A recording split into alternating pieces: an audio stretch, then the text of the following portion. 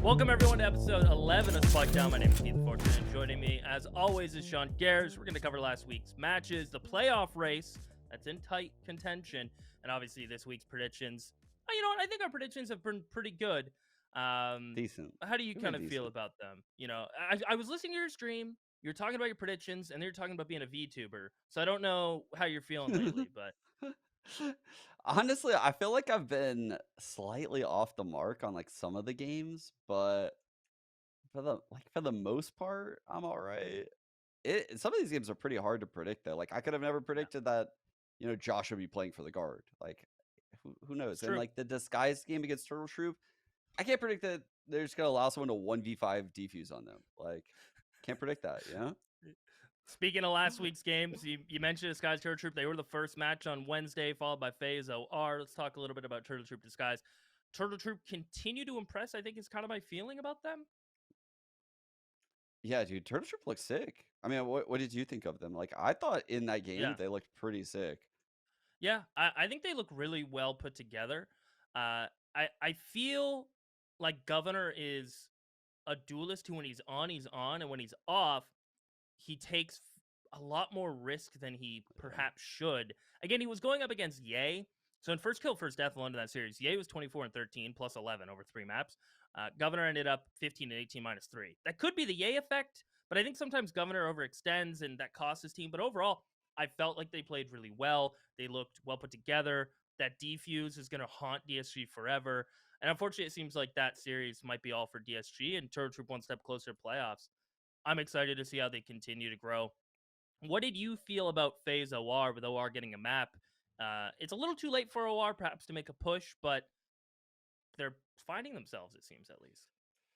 Yeah, they like it. I mean, I said that was when I predicted. I think I predicted FaZe to win that because it was like one of those do or die type of matches. Like if they lost that game, they're just so screwed. Then they have like G2 and Moist on the horizon, and obviously like G2 is probably pretty pissed. We'll get to them in a second.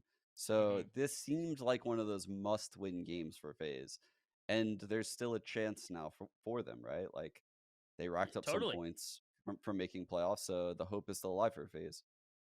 Yeah, they definitely have to kick it in high gear. They need to win at least one of the next two. If they lose the next two, it becomes iffy, especially if Mad and OR happen to get another win. Yeah. And so it really comes down to them. Do you want to gamble that OR Medlines bomb out, or do you want to gamble that you can win out? I think you always bet on yourselves, right, in that sense. So we'll see. They seem put together, at least. They're starting to figure it out. Thursday was M80, Shopify, the guard Moist Moguls. Shopify beating M80, and Moist Moguls beating the guard with Josh RT playing. I want to get your thoughts on Shopify. We said they had a win. They did it. Was it more so a rocky M80, or did Shopify come out swinging, do you think? No, Shopify looked really good in that series. Like, I mean, M80 went up so big on split. It was a crazy series. Like, the opening game, SR was up 3-1 on attack, and then M80 just looked like they were just going to dumpster them. They won 8 straight rounds to win the half, like 9-3.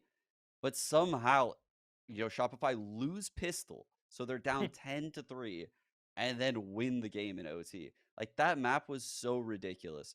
So a bit of a collapse there, if I'm being honest, by M80. But also, I loved how like Shopify was rotating around the map and how they approached the defensive half. So I thought they played really well. And then on Ascent, like it felt like a similar vibe. Like M80 was up big, and then there's a moment in the match where Shopify just took over, and everything seemed to go their way from that moment. I think this was a great day for Shopify, but also an average day for M80. Like, I would love to see them both play like on their best day, for sure. I do remember flashes of brilliance from Vic as well. Kind of this young player who, when they first got signed to Shopify, it was kind of a mixed feeling of, who is this kid? I don't know. And it's nice. It's kind of like we talked about the other day with TSM holding on to 7 through all the criticism and giving him time to grow. I think Vic's starting to show why he's on this team. And that series is kind of a great summary of it. He's flexible, he's young, and his firepower is clearly through the roof. Dude, it's been like 2 weeks in a row now too. Like even last week, Vic popped off, Hmm. and I think the OT of Split, maybe even the round winning moment or like the game winning round, was like a defensive hold he had on Omen, and he's just not willing to like plant himself in a first blood type scenario on controller and just like take aim duels. And he's insane. Like mechanically, Vic is incredible. I'm excited to see him playing well. I was his biggest hype man before he got an SR, and it's great to see him playing well. Moist Mogul's the guard. Not a lot to talk about there. Josh RT standing in. He had a couple clips. He had some moments.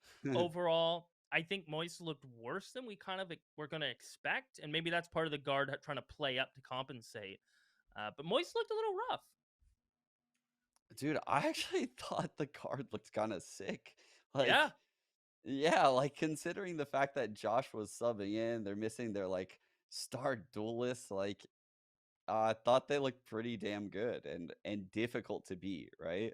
Hmm. Uh, the split game that the guard won, like, the way they set up that comp, like, where Trent was on the Rays, it was so util heavy. It was just, like, so difficult to do anything against them, and also so easy, it seemed like, for them to have tons of options, like, across the map. So and they did a really good job of, like, baiting Josh throughout the series. Yeah. That series ended up being pretty fire, I'm not gonna lie. It was fun to watch, and Trent on Duelist, I felt like that was he played Raze all three maps. I wonder if they went to that Yeah. veto process, like let's play maps we can put him on Raze on. Even though they even got through in the end, it used to be a really big Raze map with the Astra meta and the Raze and Fade combo util. Kind of fell off. I felt like it still fit well. They broke out also the Viper. A cool Yeah, they're look in the from the guard Viper on overall. Haven. Yeah, Yeah, what a like cool look from them overall from this week. And if that's a tell to kind of what they're cooking up when Tex comes back, that's cool. no, that's the thing is I don't think it is. Like that's what makes this so Yeah. sick for the guard is I don't I don't know how Tex would slot into that lineup, right? Like you look at their Mm, Haven comp, Josh is playing a Killjoy. It's like Tex isn't gonna slot into Killjoy, and Trent isn't gonna move to Killjoy. So mm, like this is just like some weird iteration of their team that they ran for this week, and they looked kind of prepped. It was really cool to see. Like honestly, it was a pleasant surprise. I'm not gonna lie. totally. Yeah. Josh holding his own. I don't think we'll see him play next this week, but hey, if he does, I'm all for it. Friday, we ended the week with a couple bangers: G2 Mad Lions and Auction TSM. Oxygen beating TSM 2-0. Mad Lions taking I would consider it an upset victory over G2 with Trick. I was able to talk with him, and he said, if we just play like we practice, which I think is the biggest hump a lot of tier two teams can't get over. And when they do, they start to look good, and then that's when progress can really kick in. Looked like they played like they practiced, at least from what I know. And G2, another tough week for them. Dude, I can't believe it. Yeah, G2 did not look like a contender for challengers. Like that was my takeaway from this series. Like it wasn't like G2 is not going to make playoffs. G2's washed. Mm. It's just like, ooh, right now at this very moment, G2 don't look like a contender to win it. And because that was them losing that best of 3, dude, where Oxy just absolutely actually popped off like 75 so hard. kills, 59 deaths, For plus 16. 21 first kills, 14 first deaths. What more can that kid do? He had 75 kills, and the next 75 player on his kills. team had 46. Like, Yep. over an entire best of 3. Like, that's such a gap. That's crazy. That's actually insane. He's the only player that was even positive on his team. He went plus Yeah. 16. Like, that's bro, like, he had such an unreal series, and they still lost. I, It's I just see the trend brutal. of if your support players, and we talked about it last week, if Whippy, Dapper, and Penny, they need two of the three to have a good game or at least a decent series or taking turns for that team to Yeah. thrive. I think Shaz has always been consistent these last few weeks. Definitely, he's been showing. Oxy's been putting his life out there. He's been doing some crazy stuff. I think on the back end, it's kind of if you don't have depth in your lineup, then the cracks start to show because the other team has that depth and they can pressure those points. And I think in a game like Valorant where you need support players to at least not only have good utility, but also be able to trade effectively.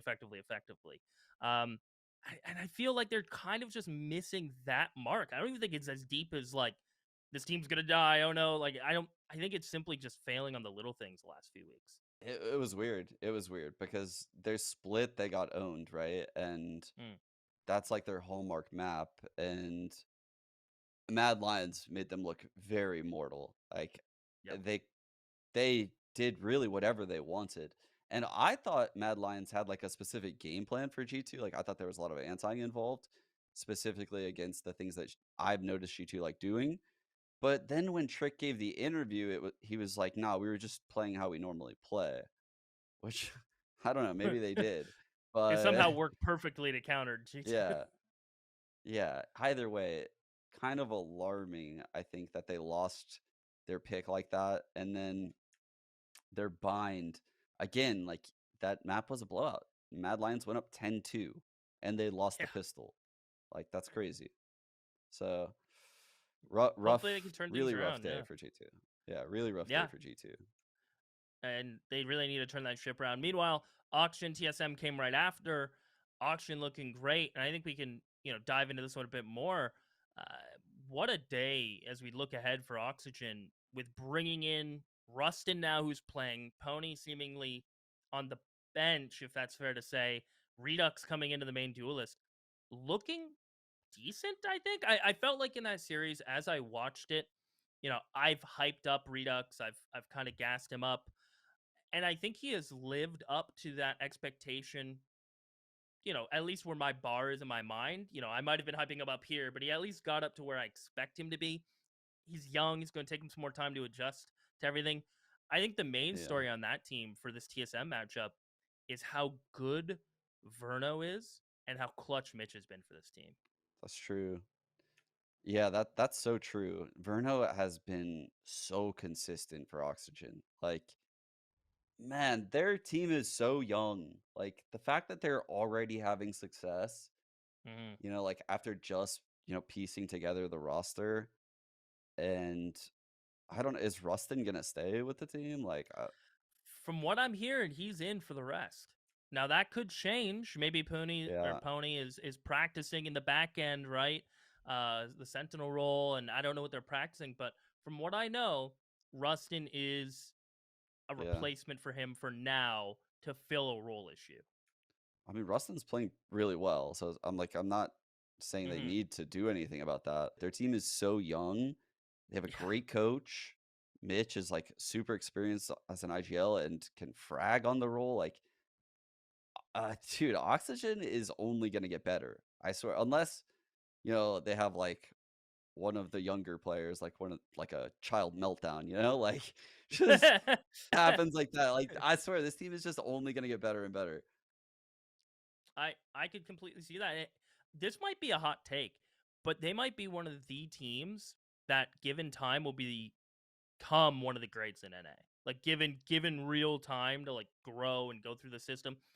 Do I think they're going to win Ascension this year? Probably not. Are they going to have a good chance in pushing and getting through deep playoffs and learning from those experiences? Totally. But the nice thing is they don't have to make 3-4 roster changes in the offseason. They stick together. They're going to have an edge, and I think, as you said, with Bondcar leading the ship from the shadows and really leading them in the right direction, they've built a core for the future. And I think that's really what they're Yeah. going for. So really Yeah, cool I stuff would out of just them. be afraid. I would just be afraid like some of those players don't get like plucked from like one of the That's franchising also teams like hard in to the off avoid, isn't it? season because they're so young and they're so skilled, right? And they're probably like easy to mold. So like, damn, this team could really be like a farm team. Like, if I were building a Yeah. team, I would be like trying for sure. Taking Verna out of there, picking up Mitch up. Yeah, Scuba. They're stacked. Excited to see what They're they can do. stacked. Continue this push. Let's talk about SR a little bit. They got that much needed win. They need to seemingly win out. And with their future opponents looking a little tough in the form of Oxygen and then Turtle Troop, neither team you can sleep on. If we see the level of SR we saw last week, you think they can do it? It's gonna be a really good game this week against Oxygen. Um, I honestly, well, I'm sure we're gonna do predictions. Like, I don't even know where I Mm. would side in that. Like, I said all those positive things about Oxygen, but I kind of feel similar based on what I've seen out of Shopify with Vanity. Like I've seen a lot of promising changes to how they approach maps. Their vetoes seem a lot better, and they look a lot more confident. Like in the mid round to late rounds, way more decisive than what I remember them last season. It's gonna be super hard. I would think they need to win them both, right? Do they need to win them both? I think realistically, to like, unless you're preying on someone else's downfall, I think they really do. Right now, they sit Yeah. at 2-1. If they lose one, 2-2, then they're going to be 3-2. But you also have to imagine M80, Turtle Troop, TSM. A lot of them are going to be pushing to be that 3-2 as well. Like there's so much variance that's possible. Like Hmm. there's so many possibilities as far as like what happens for playoffs because of things like this. Speaking of playoffs, it seems like DSG's playoff race is done. The team, I can't even say they're disappointed because they've gone through this like roller coaster of they do really well one week and then something goes wrong the next. They bring in someone new. It's kind of been this not a revolving door. I don't think that's fair to say, uh, given how well they've played. But made one of the most exciting roster changes out of all of challengers. Just keep getting that short end of the stick, and I don't know what more Ye can do in their last series. He was an absolute monster. Yeah. It is really it's kind of a bummer, right? Like they never really recovered from like last season when they had like the Yeah. back-to-back games against like M80. They weren't like technically back to back, but they went from like group stages to playoffs against M80, and they went on that L streak. But I don't know what people's expectations. I feel like people's expectations were way too high initially for this team, based on their competition, their time as a core, the roster changes they've had. Like, there's so many reasons why I don't think you know this team should have ever been favored. And then people like to say like, well, Moist was available at that same time. Bro, no one would have predicted the way things played out, and Moist looked incredible. But no one was saying that back then. Like that's Yeah. I mean, the props to Moist, like that they have done an immense amount of work to get to where they are. But honestly, like I think Disguised also did like an immense amount of work. They came through those qualifiers, dude. Like it just sucks Yeah. because they've had a lot of roster changes and now they're playing against some like really established teams now. And the hard part against, about playing one match a week is you don't learn as much as through like you play a tournament, you play six BO3s, you have all that footage review next tournament's in a month. In this format, you have to analyze each series and by week to week basis. You have tons of time to prep, which is great. But if Disguise are getting better, so is everybody else. So it's kind of a race to who can get the Yeah. most improved. And I think they've it's not you can't even say they haven't gotten better. There's definitely like Gangsta has really from his split one performance to now, he has looked a lot more comfortable. And that's just one piece of the puzzle. And with IGL changes, it's always going to be a rocky road, I think. And speaking of a rocky road, I don't know if TSM's path to make a push here. I think with how the midseason shook out, they didn't get any points, unfortunately. Now, for split one, however, they did get 13 points. They still would like to get points this split to secure at least a mid to bottom seed. And their next few matches, they're winnable. I think TSM has the easiest path. Yeah. Granted, it's Turtle Troops, who I feel like I always underestimate, and then they punch up, and DSG, who you still cannot sleep on, as we just talked about. I mean, they're certainly favored in those games. Yeah, I agree, and they've looked way improved. Last week against Oxygen might have been like the first time since Campeki joined where it felt like, oh, maybe this is like a step back, right? Mm-hmm. Because when Campeki joined, I felt like immediately they looked really good, and I think they got the win against like the guard last split, OR, Disguise. They only lost like Moist, Oxygen, and M80. Like those are great teams. Yeah. So you have to heavily favor TSM in those last two games. And they'll Mm-hmm. look pretty good going into playoffs if they win them both. Yeah. And keep in mind, they're also doing a little bit of role changes. I'm sure you've noticed. Seven is on the jet now. Corey's getting less raise time, and when it's a map, for example, like Haven, where Seven's going to be in the jet, they're putting Corey on like a Sova. When I was interviewing him, I was like, what can we expect? He goes, in his very Corey voice, I don't care what I play. Like he's that kind of guy that kind of has that flexibility and flamboyantness about him where he is so malleable. And it's great to see Seven get off the KJ, but I think it leaves a bit of a gap where what's this gonna look like in work moving forward? Because I think Seven was really getting comfortable on Sentinel. Yeah, I thought he looked pretty good on the jet. I mean, obviously they lost that series, Mm. so people are going to be pretty critical. But I thought Corey looked like really good initially. That was another series that was so weird. It was so weird. TSM was up 10-2 on bind, dude. Yeah, 10-2. and Like they lost it. they Oh lost. man, They lost a yeah. 10-2 lead. Like, oh Lost. man, it was so painful to watch them blow that lead that game.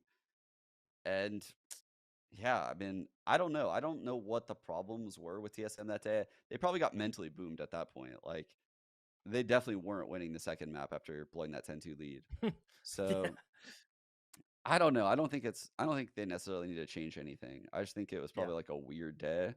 And blowing that 10-2 lead, I don't know. They need to go back and look at that VOD.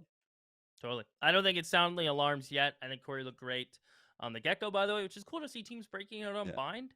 It kind of takes away from the punch you can have on that map, but I think it looked great, especially with Seven going jet, which is kind of like an old school bind look.